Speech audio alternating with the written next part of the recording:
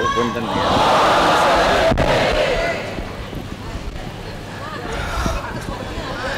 Bismillahirrahmanirrahim. Assalamualaikum warahmatullahi wabarakatuh. Mari berzikir sejenak. Subhanallah walhamdulillah wa la ilaha illallah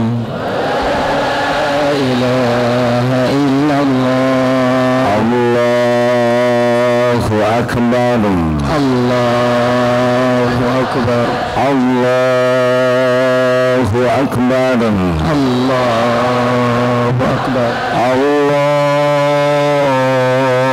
akbar Allahu akbar la haula wala quwwata illa billah al-aliyyil azim. Allahumma shalli ala sayyidina Muhammadin wa ala alihi wa ashabihi ajma'in. Hadirin, apakah Allah Subhanahu wa ta'ala sedang menyaksikan pertemuan kita? Apakah Allah mengetahui apapun yang terjadi? Yakin? Alhamdulillah. Kejadian yang baru-baru terjadi ini bisa menjadi musibah, bisa menjadi karunia. Tidak ada satupun kejadian yang luput dari kekuasaan Allah Subhanahu wa ta'ala. Di dalam surat Al-Asr jelas orang yang beruntung dan yang merugi. Kita sudah hafal suratnya. Kalau pernyataan Donald Trump ini bisa menguatkan iman, maka kita beruntung. Kalau kita lebih sibuk dengan mengatakan Presiden Amerika lupa kepada Allah yang menciptakannya, kita rugi. Kalau kita sibuk dengan kebesaran Israel sampai lupa kepada maha kuasanya Allah, kita rugi. Jadi apapun yang terjadi harus menguatkan iman kita. Donald Trump hanyalah salah satu makhluk ciptaan Allah yang rupanya kali ini ditakdirkan menjadi jalan bersatunya umat. Ada ulama yang ditanya, kenapa Allah tidak mempersatukan umat Islam? Lalu ulama ini bertanya, bagaimana jikalau seorang penggembala domba yang dombanya bertebaran ke sana sini, apa yang dilakukan? Maka didatangkanlah anjing-anjing yang bisa menggiring domba itu bisa berkumpul bersama. Rupanya sesudah di Indonesia Allah ciptakan seseorang yang mempersatukan umat. Kali ini dari luar juga Allah takdirkan bagaimana ada seseorang yang bisa menggugah kita semua. Tidak hanya menggugah umat Islam, tapi juga menggugah orang-orang sedunia untuk menyadari ada satu amanah, yaitu bangsa Palestina. Mudah-mudahan dengan adanya kejadian ini kita lebih banyak mengingat kekuasaan Allah. Jangan sampai membahas tentang nama seseorang lebih sering daripada menyebut nama Allah. Jangan sampai rasa hebat dari satu kelompok, satu negara sampai mendominasi rasa takjub kita kepada maha kuasanya Allah Subhanahu wa ta'ala. Kejadian ini hanya akan menguntungkan bagi kita kalau bisa menambah keyakinan kita kepada Allah. Bumi Palestina adalah milik Allah Subhanahu wa ta'ala. Harus yakin ke sana. Jangan sampai jadi lupa ke Allahnya. Seakan-akan kalau dijajah menjadi lemah, seakan-akan kalau Israel punya segala senjata kita merasa menjadi kecil. Tidak, semuanya adalah dalam genggaman Allah Subhanahu wa ta'ala. Benarkah hadirin? Dan sangat mudah bagi Allah membulak-balik apapun juga. Keyakinan ini harus ada. Jangan sampai kita lebih sibuk dengan selain Allah, padahal hanya Allah lah yang kuasa menentukan segala-galanya. Dua, wa'amilus sholihat. Kejadian ini akan menguntungkan kita semua kalau menjadi ladang amal. kita sudah dengar orasi, pidato, dakwah. Yang penting adalah bukti, karena Allah Subhanahu wa taala melihat dua, yang zuru ila qulubikum wa a'malikum. Kita rugi dengan adanya kasus ini, kejadian ini, kalau tidak nambah bersih hati kita, tidak nambah amal kita. Tadi sudah banyak diuraikan. Ayo, yang penting bukti. Jangan sampai hanya mendengar, hanya tahu, hanya paham. Bukti, karena Allah itu melihat hati dan amal. Sudah, mulai sekarang tidak usah ragu-ragu. Apa yang paling bisa kita lakukan? Tadi apa? Perhiasan apa? Saya nggak punya perhiasan, Ustaz. Jam, ini jam paling bagus. Mau lihat? Ah, ini.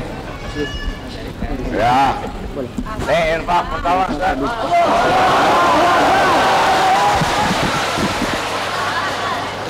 Biar di shoot. Malu. Dan titipan Allah. Jangan ragu-ragu, hadirin. Mumpung ada ladangnya, dikasih rezeki, udah sembunyi Ustaz. Apalagi udah nggak bawa apa-apa lagi ini. Hadirin, kalau HP dikasihin ya gelisah lah, nanti isinya tahu. Bu, Pak, dengar, dikasih rezeki, nggak dikasih jalan menafkahkannya, itu rugi. Berarti kita cuma nanggung hisabnya aja. Jadi kalau udah dikasih rezeki oleh Allah, dikasih jalan, barulah itu rezeki yang sebenarnya. Jadi jangan bangga punya emas, punya cincin, punya mobil, punya rumah, itu biasa saja.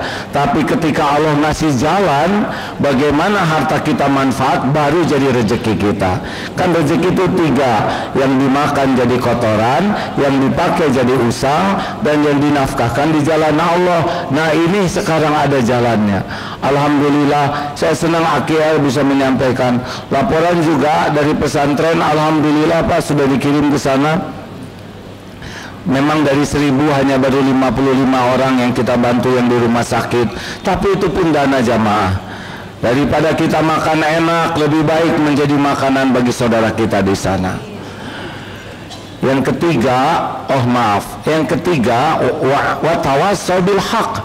Kita harus gunakan momentum ini semuanya untuk mulai mendakwahkan tentang Palestina ini.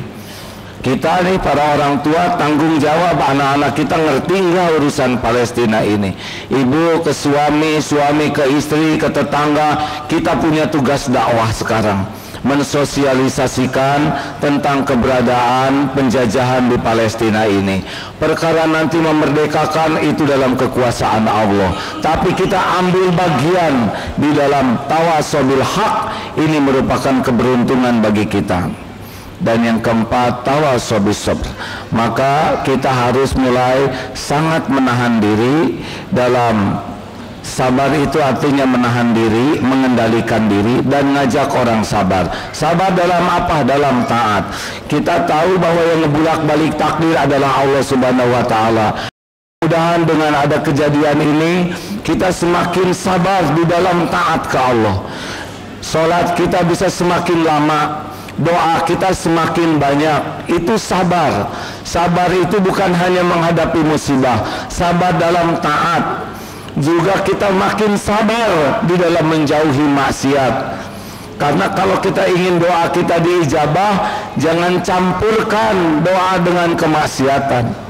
Mudah-mudahan dengan adanya kejadian ini, kita ingin doa kita didengar oleh Allah. Walaupun doa kita tersembunyi di kamar, tapi tidak ada yang luput dari pendengaran Allah.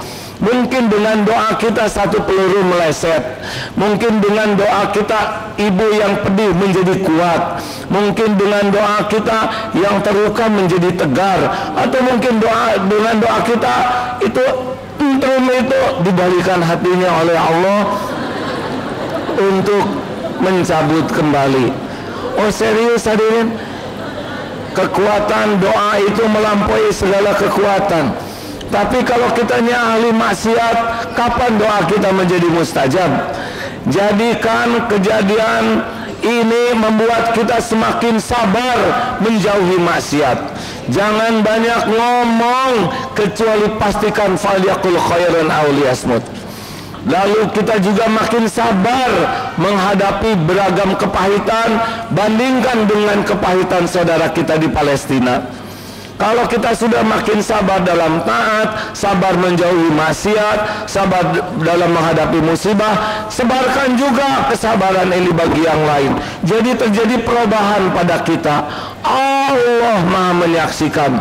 Kalau kitanya berubah, insya Allah saudara kita yang ada di Palestina itu juga akan dapat ganjarannya, karena perjuangan dan pengorbanan mereka syariatnya sudah menggugah dan merubah umat yang lebih banyak.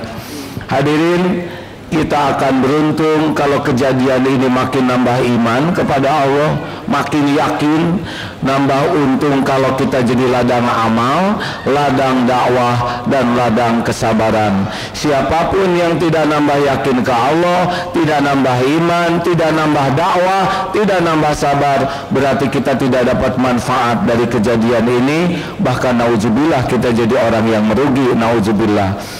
Mudah-mudahan sesudah ini kalau lihat barang-barang di rumah, lebih suka barang itu manfaat bagi saudara kita di Palestina. Kalau di rumah kita tidak manfaat, jangan berat hadirin. Tidak akan berkurang harta dengan dinafkahkan di jalan Allah. Kalau saudara kita berjuang dengan jiwanya, kalau kita belum sanggup, mudah-mudahan harta, doa, dan dakwah kita menjadi lahan perjuangan kita. Semoga Allah yang Maha mendengar mengaruniakan kepada kita hikmah, sehingga kita bisa berubah dan menjadi jalan perubahan, dan insya Allah pada waktunya Allah memerdekakan Palestina dari tangan penjajah. Amin ya rabbal alamin. Assalamualaikum warahmatullahi wabarakatuh.